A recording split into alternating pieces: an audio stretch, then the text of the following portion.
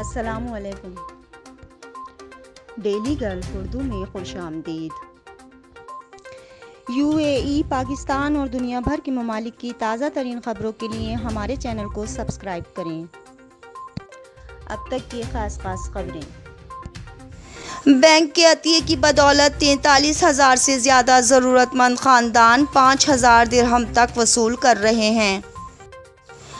पाकिस्तान में कोरोना बेकाबू। 24 घंटों के दौरान कोरोना वायरस के 1,581 नए केसेस की तस्दीक की गई है, जबकि इस दौरान 31 हलाकतें हुई हैं। रासुल खैमा कोविड-19 हस्पताल को वजारत सेहत और रोकथाम की मंजूरी मिल गई।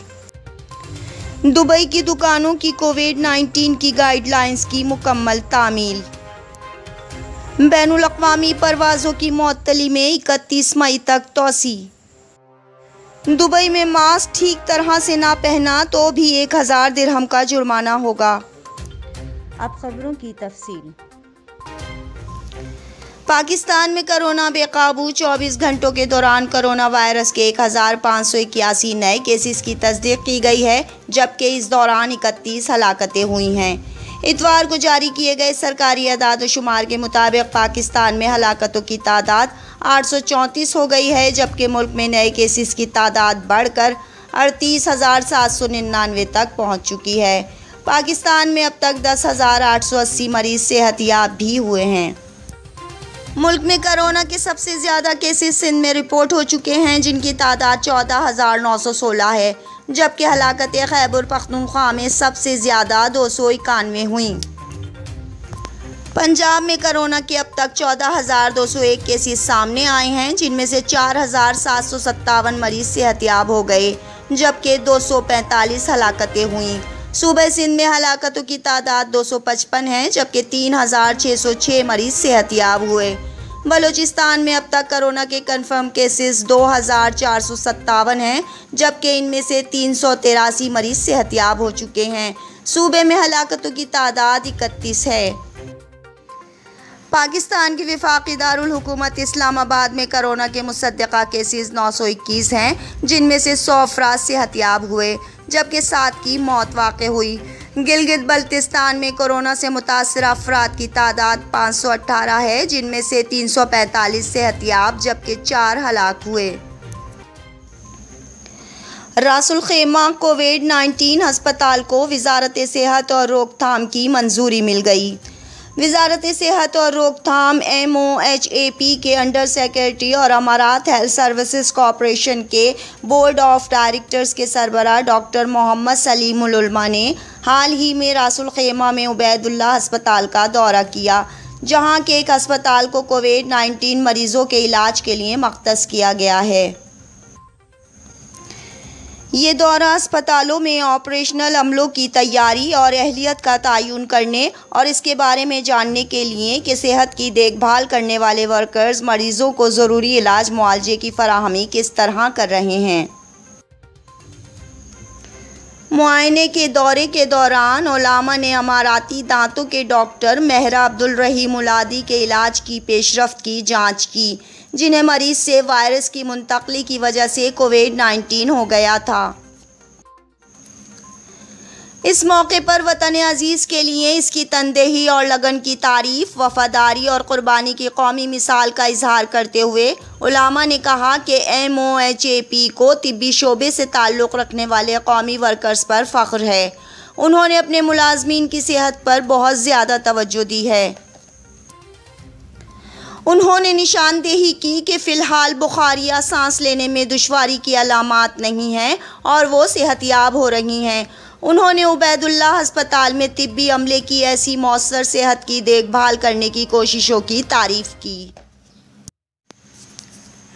उलामा ने उम्दा सेहत की देखभाल की खिदमात फराहम करने पर अस्पताल में तिब्बी अमले की तारीफ़ की और कोविड-19 के ख़िलाफ़ उनकी लड़ाई में मेडिकल कैडेट्स के अहम और मौसर किरदार को उजागर किया।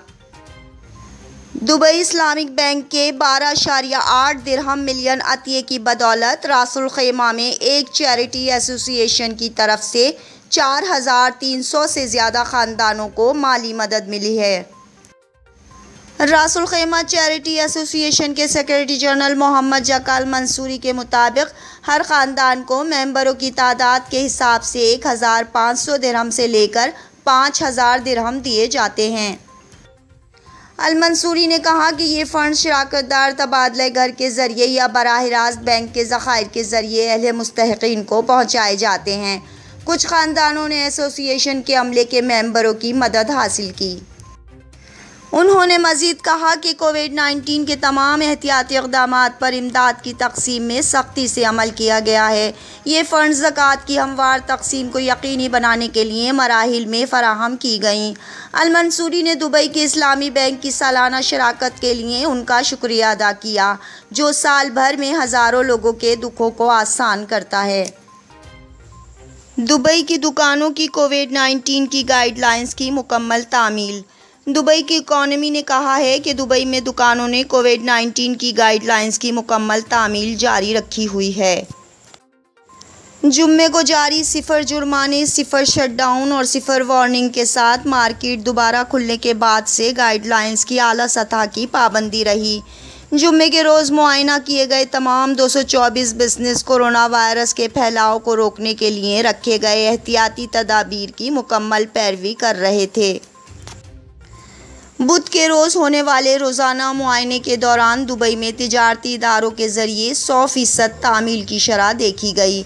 दुबई इकॉनमी ने सारिफीन से अपील की कि वो एप्पल, गूगल और हवावे स्टोर्स पर दस्तयाब दुबई कंज्यूमर ऐप के ज़रिए कोविड-19 के एहतियाती रहनुमा गाइडलाइंस पर अमल ना करने की इत्तला दें।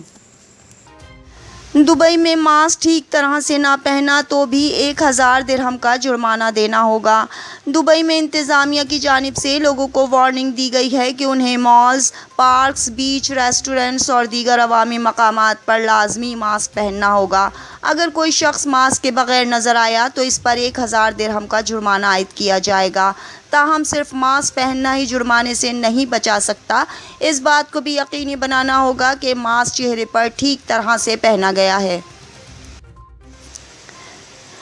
अबू धाबी पुलिस ने खबरदार किया है कि घर से निकलने वाले तमाम अफराद को मास्क इस तरह पहनना होगा कि इनके नाक और मुंह ढक जाएं। अगर किसी ने मास्क इस तरह पहना होगा कि इसका नाक या मुंह मास्क से बाहर हो तो ऐसी सूरत में इस पर जुर्माना आयद कर दिया जाएगा। इसलिए लोगों को जुर्माने से बचने के लिए मास्क ठीक तरह से लगाना होगा। मेडकेयर हॉस्पिटल अल सफ़ा के एक मॉलिज डॉक्टर सालून जॉर्ज ने कहा है कि जो लोग मास्क इस तरह से पहनते हैं कि इनका मुंह और नाक इससे बाहर होते हैं, इन लोगों की मिसाल बिल्कुल इसी बाइकर की तरह है जो हेलमेट हाथ में पकड़कर बाइक चलाता है। अबू धाबी पुलिस ने खबरदार किया है कि घर से निकलने वाले तमाम अफराद को मास्क इस तरह पहनना होगा कि इनके नाक और मुंह ढक जाएं। अगर किसी ने मास्क इस तरह पहना होगा कि इसका नाक या मुंह मास्क से बाहर हो तो ऐसी सूरत में भी इस पर जुर्माना आयद कर दिया जाएगा।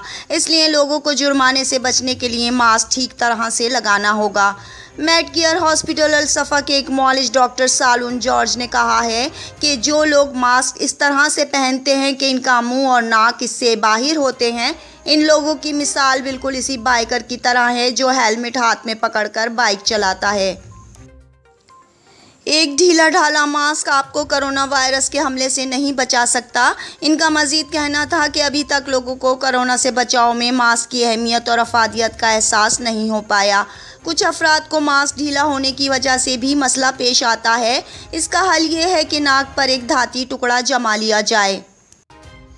एक ढीला ढाला मास्क लोगों को बातचीत में भी मुश्किल पैदा करता है क्योंकि गुफ्तगू के दौरान मुंह खोलने से मास्क नीचे को गिर जाता है, जिसके बाद उन्हें बार बार मास्क को एडजस्ट करना पड़ता है, जिस पर कई अफराद फ्रस्ट्रेशन में आकर अपना मास्क उतार फेंकते हैं या इसे थोड़ी पर जमा लेते हैं। बैनुल अक़वामी परवाज़ों की मुअत्तली में 31 मई तक तोसी। इस्लामाबाद हुकूमत ने बैनुल अक़वामी परवाज़ों की मुअत्तली में 31 मई तक तोसी कर दी है। तर्जुमान सिविल एविएशन डिवीज़न के मुताबिक बैनुल अक़वामी परवाज़ों का ऑपरेशन मुल्क में कोरोना वायरस के फैलाव को रोकने के लिए मुअत्तल किया गया है। तर्जुमान सिविल एविएशन के मुताबिक बैरून मुल्क परवाज़ें फ़िलहाल 31 मई तक मुअत्तल रहेंगी। और इसके बाद वबा के हालात को देखते हुए बैनुल अक़वामी फ़्लाइट ऑपरेशन को खोलने या ना खोलने का फ़ैसला किया जाएगा। अलबत्ता PIA ने अंदरूनी मुल्क परवाज़ों के लिए बुकिंग शुरू कर दी है। आज 16 मई से अंदरूनी मुल्क परवाज़ें बहाल करने का ऐलान कर दिया गया है। इस हवाले से सिविल एविएशन ने नोटिफिकेशन जारी कर दिया है, जिसके मुताबिक एक हफ्ते में पेशावर एयरपोर्ट से 4, कोयटा एयरपोर्ट से 8, इस्लामाबाद और अल्लामा इकबाल एयरपोर्ट लाहौर से 32, जबकि जिना एयरपोर्ट कराची से 68 परवाज़ें चलेंगी। जारी करदा नोटिफिकेशन में सिर्फ PIA और सेरियन एयरलाइंस को परवाज़ें चलाने की इजाज़त दी गई है। आज के इस ऐलान के बाद पाकिस्तान इंटरनेशनल एयरलाइन ने अंदरूनी मुल्क परवाज़ों के लिए बुकिंग शुरू कर दी है।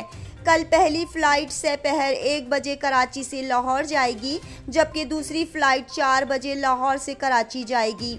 याद रहे कि इससे कबल अंदरूनी मुल्क परवाज़ों में 16 दिन की मज़ीद तौसी कर दी गई थी, लेकिन अब इस फैसले को वापस लेते हुए 16 मई को अंदरूनी मुल्क परवाज़ें चलाने का ऐलान कर दिया गया है। अब तक के लिए इतना ही। अगले बुलेटिन तक के लिए खुदा हाफिज़।